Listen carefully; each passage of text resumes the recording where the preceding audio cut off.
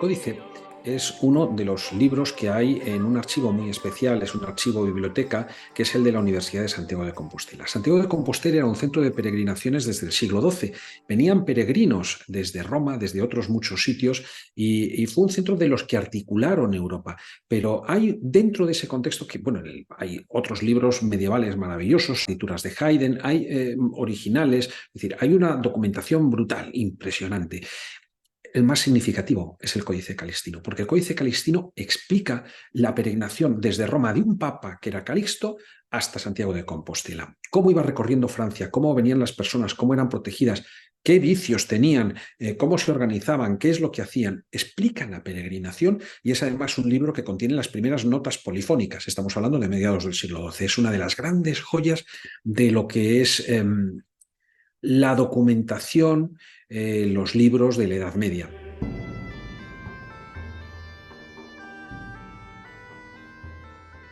El día 25 de julio de todos los años se celebra la festividad de Santiago, de Santiago de Compostela, tengo que decir, ¿no? Entonces, es una festividad que tiene muchas significaciones, día festivo nacional, es día festivo en la comunidad autónoma. Bueno, pues en ese día desapareció el Códice Calixtino.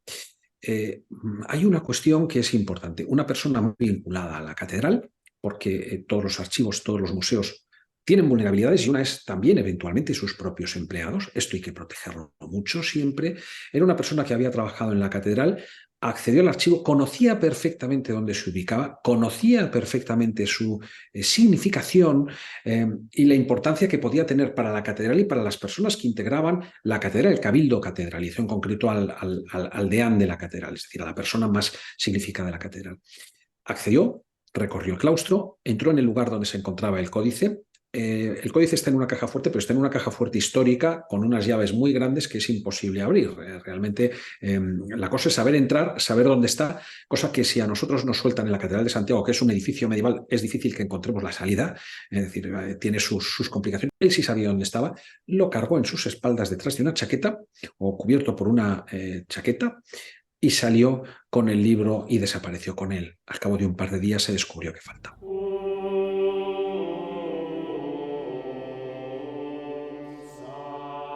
La investigación es un elemento nuclear para poder recuperar cualquier objeto, es decir, no solo para perseguir a los delincuentes.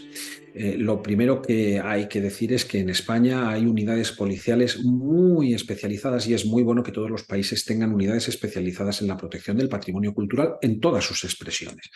Es una unidad policial que conoce muy bien cómo funciona el mercado, porque además, en abstracto, lo primero que yo siendo fiscal, yo puedo tener ciertas nociones, pero no todas. Claro, yo podía pensar, ¿quién ha sustraído un libro que no se puede vender? Que nadie lo va a comprar en el mundo. Y yo dije, aquí ha habido un encargo de alguien que lo quería tener.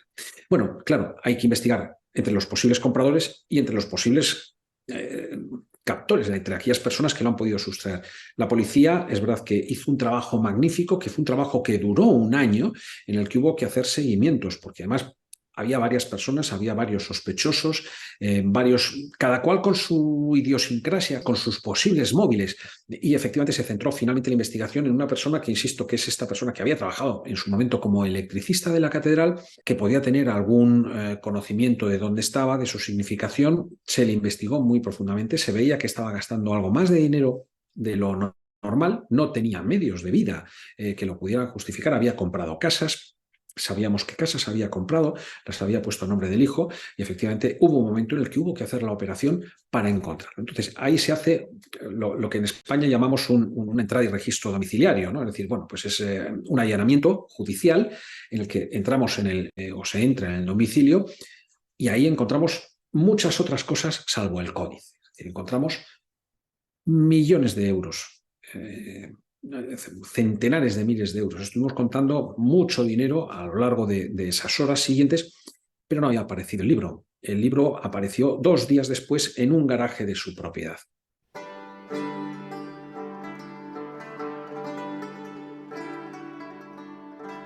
Seguramente no hay una estrategia para todos los casos en un supuesto como este. Primero, era un libro que lo que sucede cuando en España, Chile, en cualquier país, cuando se sustrae un objeto cultural de una significación de importancia, la sociedad se conmueve. Aquí la sociedad sí, hubo esa conmoción y efectivamente los medios de comunicación reaccionaron, ¿no? Y aportaron sobre todo, no generaron una presión, porque a veces a lo mejor cuando se siente vigilado por todos los sitios le sale peor la información. Pero es verdad que hubo un seguimiento muy constante por parte de los medios de comunicación de todo esto. Esto afectó, a lo mejor le pudo afectar a la persona ver todos los días que se estaba investigando un delito y todavía no se había identificado la responsabilidad.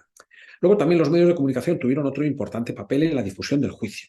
Es decir, fue un juicio, diría que casi televisado en directo. Es decir, yo como fiscal estaba en mi sala de vistas, pero estaba viendo una cámara que cuando yo hablaba me enfocaba. Es decir, que esto, bueno, pues siempre da un impacto de responsabilidad en el que yo como fiscal he podido tener mis juicios, como los he tenido hace un momentito, y lo haces, bueno, pues en una sala pública, pero sin gente, pero esto no, esto es una repercusión de centenares de periodistas, ¿no? Durante todo este periodo cubriendo el juicio.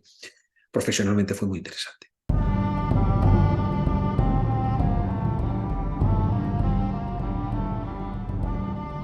En este caso no dio tiempo a que hubiera red, sencillamente porque el señor sustrajo el libro y lo tuvo un año en un garaje.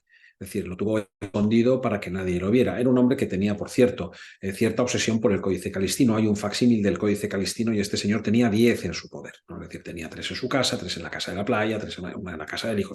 Tenía en muchos sitios, allí donde pisaba casi tenía un Códice Calistino facsímil. Además tenía el garaje. En este caso no, porque no llegó a colocarlo. Pero vamos a ponernos en un caso que esto es frecuente y nosotros sí hemos tenido casos de estos en nuestra práctica, y es, por ejemplo, personas que están muy especializadas, y ya no hablo todavía de delitos organizados, pero sí de personas que están muy especializadas en entrar en una biblioteca, por ejemplo, en la Biblioteca Nacional de España, entrar y en la zona de los incunables, arrancar páginas, arrancar grabados o arrancar mapas, y claro, los metes en tu carpeta.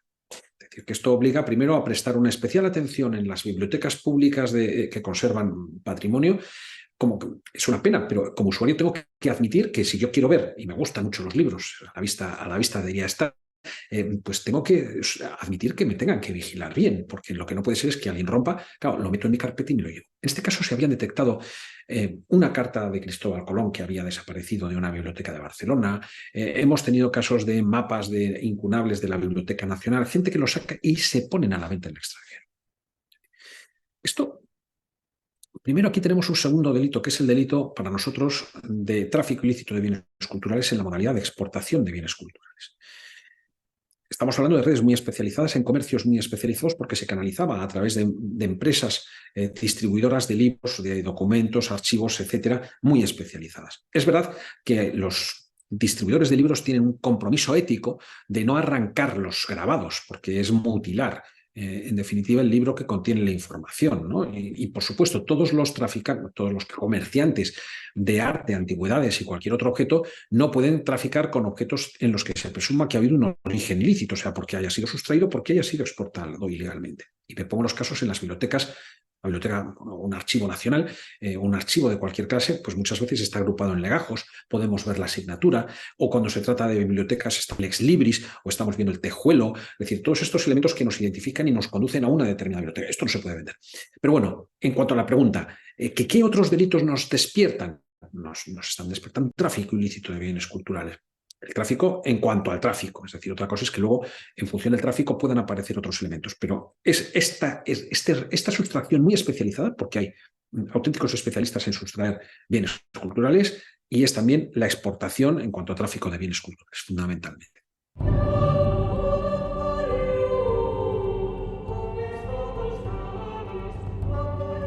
Cuando se comete un delito de tráfico ilícito de bienes culturales, por ejemplo, después de una sustracción, el principal problema y el principal objetivo de los estados es su recuperación. Es decir, lo primero es que se detecta, esto es muy frecuente en objetos arqueológicos. Es decir, luego me voy a los documentos, pero en los arqueológicos detectas un objeto que tiene, bueno, es que tiene que ver con una cultura que es de aquí, que es que no ha podido salir de ningún otro sitio.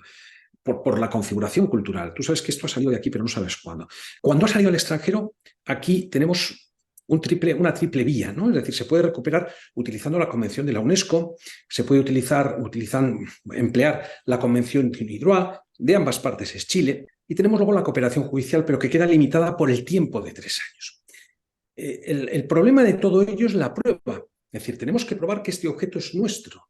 Entonces, aquí sí es importante mirar cuando sale, por ejemplo, documentos, si tienen una asignatura que no vincula con un archivo nacional, si tienen, bueno, pues si forman parte de un legajo perfectamente rastreable, si es un libro, pongo por caso, pues porque tengan un tejuelo especial, porque tengan un ex libris, porque tengan alguna anotación, porque en nuestros documentos tenemos un registro de legajos, de archivos, de libros, y todo esto. El problema fundamental es la prueba, porque tenemos que justificar a una autoridad extranjera y cuando hay un delito a una autoridad judicial que este delito inevitablemente ha salido de nuestro país. Esta es la gran dificultad.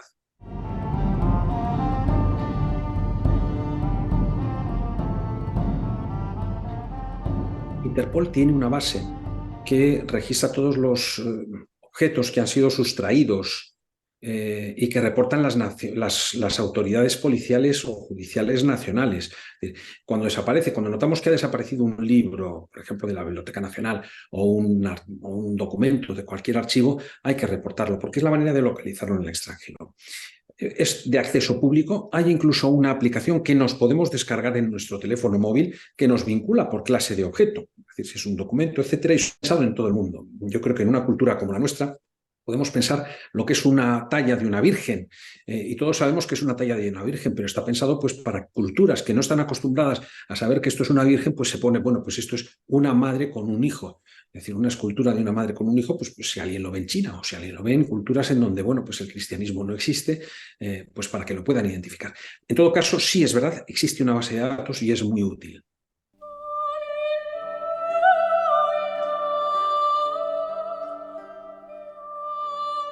En este caso, el objeto no había salido de la ciudad de Santiago de Compostela.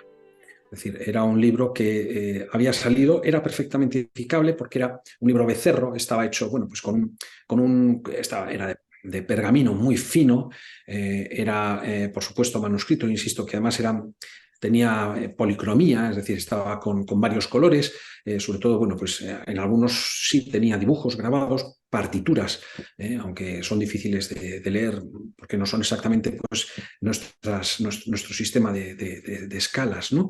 Entonces, sí era un libro que por su encuadernación hecha en el siglo XV, antes del siglo XV, era inconfundible. En este caso era inconfundible.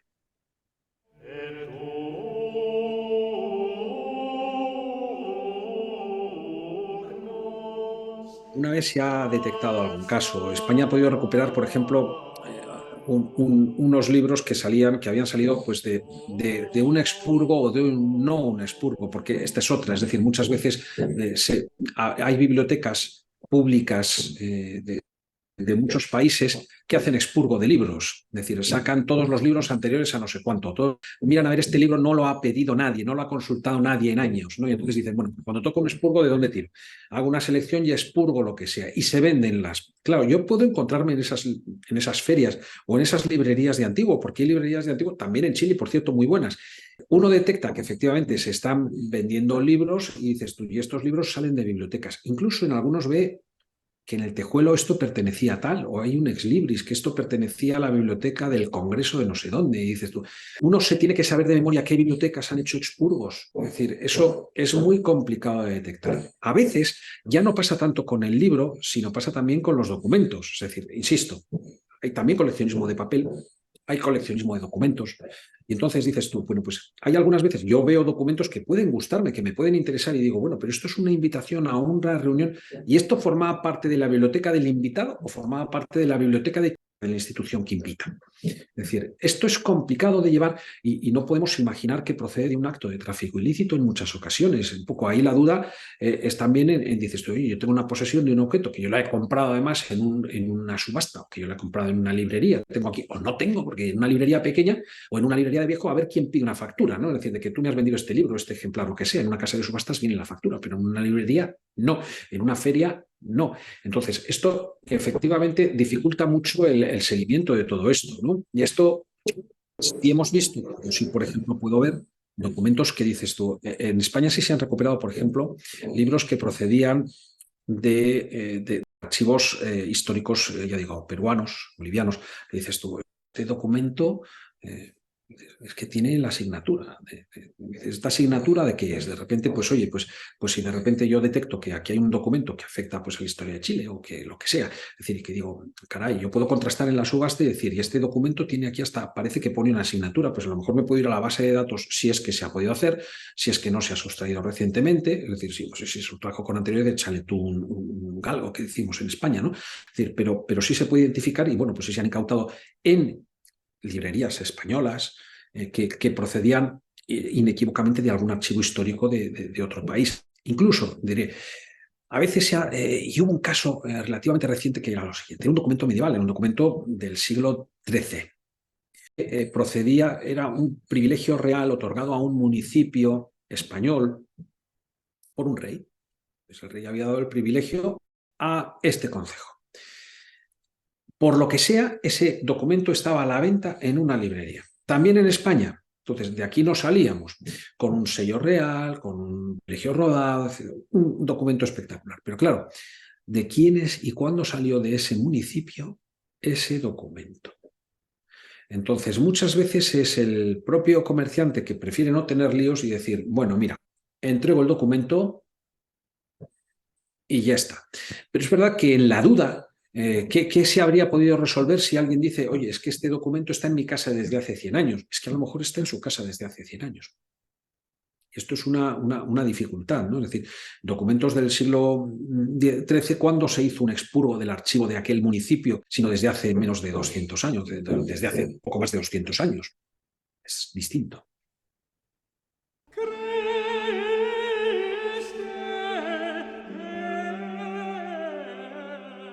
Muchas veces no es una cuestión de crear leyes nuevas, sino de aplicar las que tenemos, ¿no? Es decir, está claro que determinado, y aquí sí es verdad que como conozco más o menos leyes culturales de muchos países americanos, no todos regulan de la misma manera el patrimonio documental. Eso sí es verdad.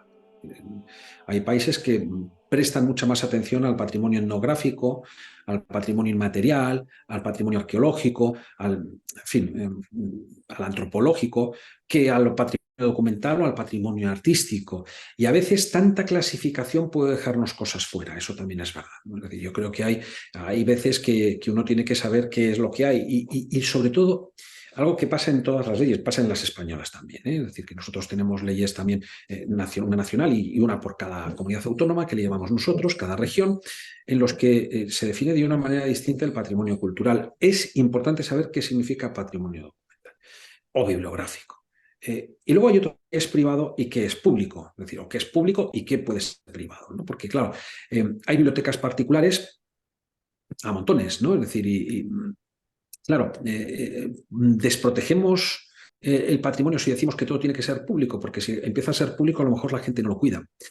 Hay que buscar equilibrios, buenas relaciones con el sector privado. El sector privado debe ayudar. El comercio tiene que desligar el comercio bueno del malo, tiene que expulsar al comercio malo, hay que echarlo fuera. Es decir, aquí en España sí hay ciertas alianzas, que España no es el mejor modelo del mundo, no me confunden, yo lo conozco bien, pero a mí sí me parece importante destacar esto, ¿no? Es decir, hay comerciantes que reportan a la administración diciendo, oye, aquí hay un señor en una feria que nos está intentando, y este caso es cierto que lo tenemos, está intentando vender objetos arqueológicos procedentes de Siria e Irak y que al parecer puede haber sido exportado por el Estado Islámico. ¿Quién reporta esto? Bueno, pues son los propios comerciantes porque dicen, este comerciante no debe estar aquí. Tenemos un comerciante español, este que trafica con bienes procedentes de Siria e Irak, que, bueno, pues ha sido condenado en Italia por comerciar con una escultura que había sido sustraída de la casa de Bellini, del actor italiano, es decir, y que había sido exportada a Italia después de su sustracción para su venta en España. Es decir, pues aquí además se le está investigando por un delito de financiación de terrorismo, de financiamiento de terrorismo. Entonces, quiero decir que son cosas que son importantes. Hay que jugar un poco con lo que tenemos y muchas veces no es una cuestión de norma. La norma tiene que delimitar muy claro qué es lo que puede ser público, qué es lo que puede ser privado. Eso hay que clarificarlo. No se puede desproteger lo privado. Eso lo tengo claro también. Y desde luego tiene que decir lo que es patrimonio cultural. Y dicho esto, a partir de aquí se hacen las políticas y las políticas tienen que ser activas e integradoras para que puedan funcionar.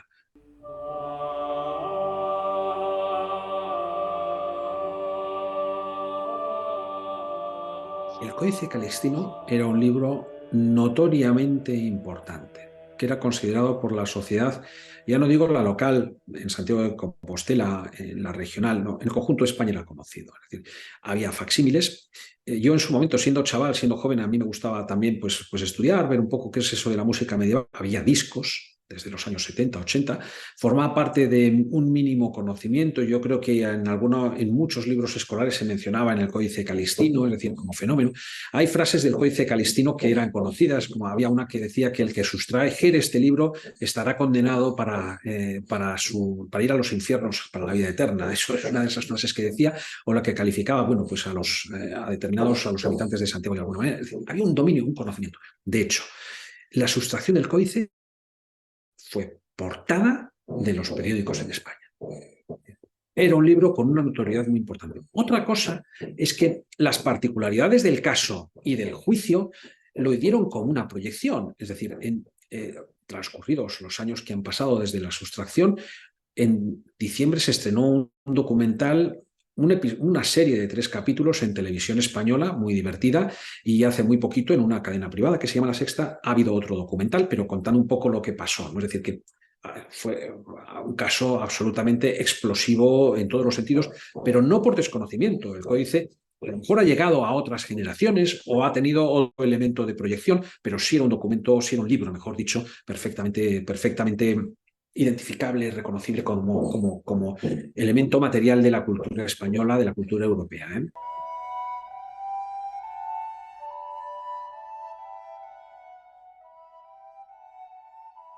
Conozco las leyes de muchísimos países porque he trabajado con ellos, ¿no? Es decir, desde luego el patrimonio documental es algo que patrimonio documental y el bibliográfico, ¿no? Es decir, es algo que se conoce perfectamente, ¿no? Es decir, en determinados países, bueno, estoy pensando en Chile, ¿no? Juan Toribio Medina, que a mí me parece un autor especialísimo, ¿no? Es decir, me parece un autor interesantísimo. Yo soy doctor en numismática, pero es que él sabía de numismática un rato, ¿no? Es decir, que es una personalidad interesante y una personalidad filosóficamente a mí me parece interesante, muy atractiva.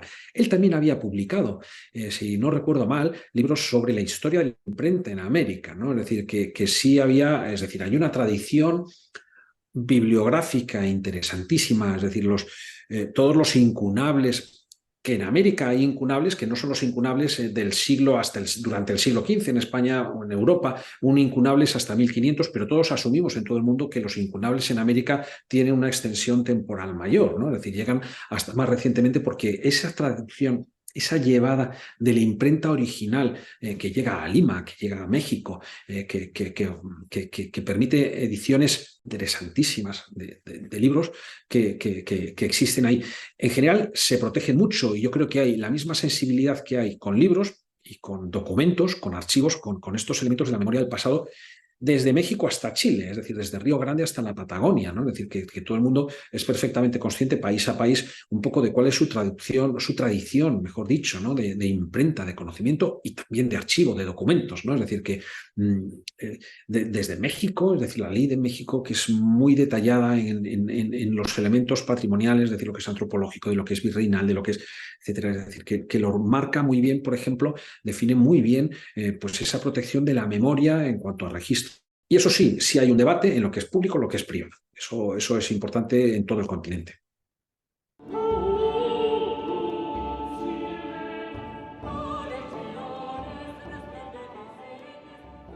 Hay varios parámetros. Lo primero, tiene que haber un trabajo profesional de registro de todos los archivos públicos y las bibliotecas públicas.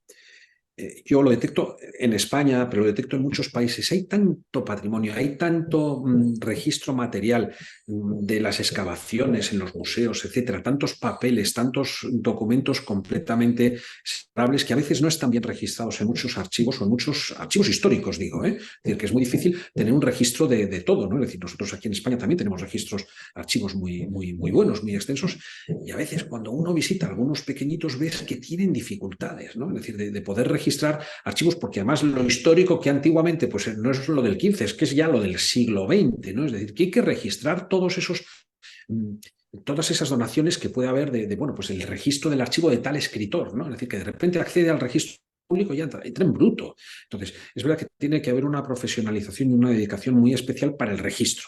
Ahora, eso sí, ¿qué es lo que pasa cuando nos lo roban? ¿No? Es decir, y aquí sí que tiene que haber una coordinación muy especial.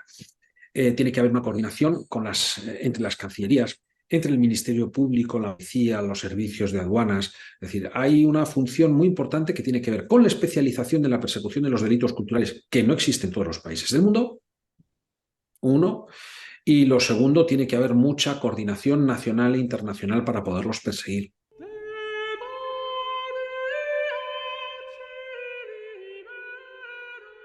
Lamentablemente los seres humanos vivimos en tiempos de conflictos bélicos, ¿no? Y esto es una realidad. Y hay algo que va acompañando todas las guerras, y esto está muy documentado, pero desde la antigüedad hasta acá, y solo se ha tratado, incluso hay un derecho de la guerra, hay las primeras expresiones en el siglo XVIII, en las guerras napoleónicas y antes de las guerras napoleónicas, en las que el expolio ya se empieza a prevenir como diciendo, aquí hay un problema. Es decir, yo creo que las guerras que estamos experimentando en los últimos años, y has mencionado Ucrania, pero no es solo Ucrania, es decir, tenemos el Estado Islámico hace unos años, en el conflicto que ha habido en Irak y Siria, y ahora más recientemente pues tenemos el episodio de Gaza. En todos estos episodios, efectivamente, se están perdiendo vidas y se están perdiendo culturas. Es decir, algo que se está evidenciando en Ucrania es la destrucción de la cultura en cuanto al testimonio material. Se están destruyendo museos con el único objetivo de que se pierda la memoria.